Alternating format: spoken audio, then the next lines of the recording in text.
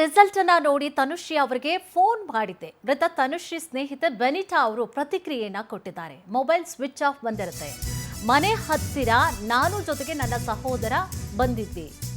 PUC result ಅನ್ನ ನೋಡ್ಬಿಟ್ಟು ಏನ್ ಮಾಡ್ತಾರೆ, ಬೆನಿಟಾ ಕರೆ ಮಾಡ್ತಾಳೆ. ತನುಶ್ರೀ ಸ್ನೇಹಿತೆಯ ತಂದೆ ಆಂಟೋನಿ ಡೋರ್ ಓಪನ್ ಮಾಡಿ ಏನು ನುಗ್ಗಿರ್ತಾರೆ ಒಳಗಡೆ. ಅದಕ್ಕೂ ಮುಂಚೆ ಮೊಬೈಲ್ ಸ್ವಿಚ್ ಆಫ್ ಬಂದಿರುತ್ತೆ. ಸ್ನೇಹಿತೆ ಕರೆ ಮಾಡಿದಾಗ ತನುಶ್ರೀಗೆ ನಂದು ರಿಸಲ್ಟ್ ನೋಡ್ಕೊಳ್ತಾಳೆ, ಬೆನಿಟಾ ತಂದು ನೋಡ್ಕೊಳ್ತಾಳೆ, ಫ್ರೆಂಡ್ ನೋಡ್ತಾಳೆ, ಹಿಂಗಾಗಿದೆ ಅಂತ ಗೊತ್ತಾಗುತ್ತೆ. ಅದರಲ್ಲಿ ಬೇರೆ 3 PM ಅಂತ ಅಲ್ಲೇನೋ ಮೆಸೇಜು. ಇವೆಲ್ಲವೂ ಕೂಡ ಬೇರೆ ರೀತಿಯ ಸೂಚನೆಯನ್ನ ಕೊಡ್ತಾ ಇತ್ತು ಬೆನಿಟಾಗೆ. ಸೊ ಏನು ಮಾಡುತ್ತೆ, ಡೌಟ್ ಬಂದು ಕರೆ ಮಾಡ್ತಾಳೆ, ಅಥವಾ ಏನಾಯಿತು ಅಂತ ಕೇಳಲಿಕ್ಕೆ ಕರೆ ಮಾಡಿರ್ತಾಳೆ ಬೆನಿಟಾ. ಸ್ವಿಚ್ ಆಫ್ ಬಂದಿರುತ್ತೆ. ಮನೆ ಹತ್ರ ಹೋಗ್ತಾರೆ. ಅದು ಒಬ್ಬಳೇ ಹೋಗಿರೋದಿಲ್ಲ, ಸಹೋದರನ ಜೊತೆ ಹೋಗಿರ್ತಾಳೆ ಬೆನಿಟಾ. ನಾವಿಬ್ರು ಕೂಡ ಬಂದು ಕಿಟಕಿಯಲ್ಲಿ ನೋಡಿದಾಗ ಆತ್ಮಹತ್ಯೆ ಮಾಡ್ಕೊಂಡಿರೋದು ಅವ್ರಿಗೆ ಎದುರುಗಡೆ ಕಾಣಿಸುತ್ತೆ ಅಂತ ಹೇಳಿ ಪ್ರತಿಕ್ರಿಯೆಯನ್ನು ಬೆನಿಟಾ ಕೊಟ್ಟಿದ್ದಾರೆ. ಕೂಡಲೇ ಅಪ್ಪಂಗೆ ಫೋನ್ ಮಾಡಿದೆ, ನಾನು ರೂಮ್ ಒಳಗಡೆ ಹೋದ್ವಿ, ಅಲ್ಲೇ ಬೆಡ್ ಮೇಲೆ ಫೋನು ಜೊತೆಗೆ ಆಲ್ ಟಿಕೆಟ್ ಇತ್ತು. ಆಲ್ ಟಿಕೆಟ್ ಇಟ್ಕೊಂಡು ಫೋನಲ್ಲಿ ಚೆಕ್ ಮಾಡಿದ್ದಾಳೆ ಆಕೆ ತನುಶ್ರೀ. ಫೇಲ್ ಅಂತ ಹೇಳಿ ಗೊತ್ತಾದ ತಕ್ಷಣ ಸೂಸೈಡ್ ಮಾಡ್ಕೊಂಡ್ಬಿಟ್ಟಿದ್ದಾಳೆ. ಫ್ರೆಂಡ್ ಕರೆ ಮಾಡಿದಾಗಲೂ ಕೂಡ ಪಿಕ್ ಮಾಡಿಲ್ಲ ಅಂತ ಬೆನಿಟಾಗೆ ಓಡ್ ಹೋಗ್ತಾಳೆ. ಏನಾಯಿತು ಏನೋ ಸ್ವಿಚ್ ಆಫ್ ಬಂದಿದೆಯಲ್ಲ ಅಂಥೇಳಿ ಏನೇನೋ ಮೆಸೇಜ್ ಬೇರೆ ಪೋಸ್ಟ್ ಮಾಡ್ಕೊಂಡಿದ್ದಾಳೆ ಅಂತ ಭಯ ಆಗಿ ತನ್ನ ಸಹೋದರನ ಜೊತೆ ಹೋಗ್ತಾಳೆ. ಅಲ್ಲಿ ನೋಡಿದ್ರೆ ಹಿಂಗಾಗಿರುತ್ತೆ. ಅವ್ರ ಅಪ್ಪಂಗೆ ಫೋನ್ ಮಾಡ್ತಾಳೆ, ಏನು ಮಾಡಬೇಕು ಅಂತ ಗೊತ್ತಾಗದೆ ಒಳಗಡೆ ಬರ್ತಾರೆ. ಉಸಿರಾಟ ಆಡ್ತಾ ಇರ್ತಾಳೆ. ಆಸ್ಪತ್ರೆ ಕರ್ಕೊಂಡು ಹೋಗ್ತಾ ಇರ್ತಾರೆ.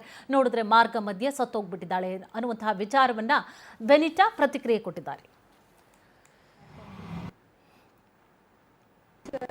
ಫಸ್ಟ್ PUC ಇಂದ ಫ್ರೆಂಡು, ನಾವು ಕಾಮರ್ಸ್ ಸ್ಟೂಡೆಂಟು, ಅವಳು ಸೈನ್ಸು, ಚೆನ್ನಾಗಿದ್ಲು. ರಿಸಲ್ಟ್ಗೆ ಅವಳು ಭಯ, ಬೇರೆ ಏನೂ ಇಲ್ಲ. ರಿಸಲ್ಟೇ ತುಂಬ, ಅವಳು ಮ್ಯಾಥ್ಸ್ ಫಿಸಿಕ್ಸ್ 2 ಸಬ್ಜೆಕ್ಟ್ ತುಂಬ ಭಯ ಇತ್ತು ಅವಳಿಗೆ. ಸ್ಟ್ರಾಂಗ್, ಡೋಂಟ್ ಗೆಟ್ ಸ್ಕೇರ್ ಅಂತ. ಅವಳಿಗೆ ಏನಾಯಿತು ಗೊತ್ತಿಲ್ಲ, ಈ ಥರ ಮಾಡ್ಕೊಂಡು. ನೀವು ಹೋಗಿ ನೋಡಿದಾಗ ಹೇಗಿತ್ತು ಮೇಡಮ್? ಕಿರೋಗಿದ ನೀವು ನೋಡಿದಾಗ? ಇಲ್ಲ,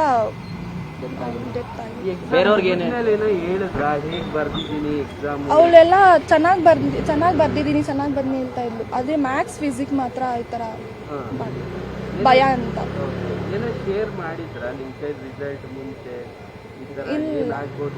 ಇಲ್ಲ, ಸ್ವಲ್ಪ ಭಯ ಇತ್ತು ಅವಳಿಗೆ. ನಾವು ಪರವಾಗಿಲ್ಲ, ಏನಾದರೂ ಬರಲಿ ಪರವಾಗಿಲ್ಲ ಅಂತ ಹೇಳಿ.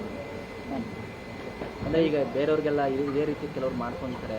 ಪ್ಲೀಸ್ ದಯವಿಟ್ಟು ಹಂಗೆ ಮಾಡಬೇಡಿ ಯಾರು.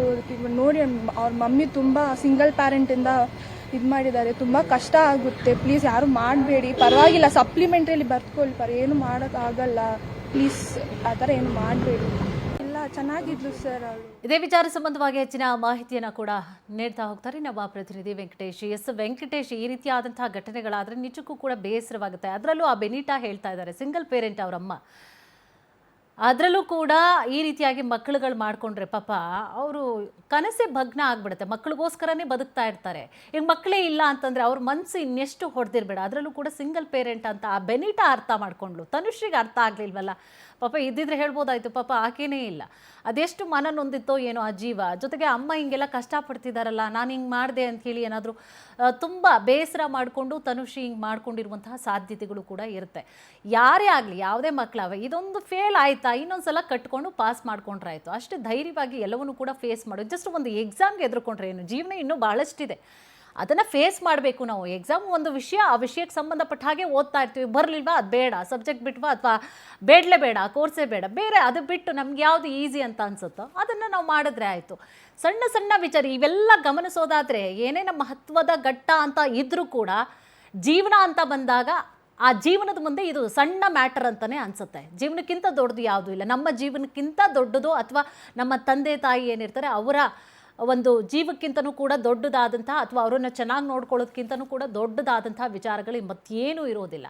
ಸೊ ಬಹಳಷ್ಟು ಕಾನ್ಫಿಡೆನ್ಸನ್ನು ತೊಗೊಳ್ಬೇಕಾಗುತ್ತೆ ವಿದ್ಯಾರ್ಥಿಗಳು. ರಿಸಲ್ಟ್ ಬಂತು, ಅಲ್ಲೇನೋ ಫೇಲ್ ಆಯಿತು, ಕಡಿಮೆ ಮಾರ್ಕ್ಸ್ ಬಂತು ಅಂತ ಸೂಸೈಡ್ ಮಾಡ್ಕೊಳ್ಳೋದು. ಅಪ್ಪ ಅಮ್ಮ ಏನೋ ಅಂದರು, ಕೆಲವೊಂದು ಘಟನೆಗಳಲ್ಲಿ ಏನಾಗಿರುತ್ತೆ, ಅಪ್ಪ ಅಮ್ಮ ಏನೋ ಅಂದರು ಅಂಥೇಳಿ ಸೂಸೈಡ್ ಮಾಡ್ಕೊಳ್ಳುವಂಥದ್ದು. ಕಮ್ಮಿ ಮಾರ್ಕ್ಸ್ ಬಂತು, ಇನ್ನೊಂಚೂರು ಓದೋದಲ್ವಾ ಅಂತ ಸೂಸೈಡ್ ಮಾಡ್ಕೊಳ್ಳೋದು. ಇವೆಲ್ಲ ಬಿಡಬೇಕು ವಿದ್ಯಾರ್ಥಿಗಳು.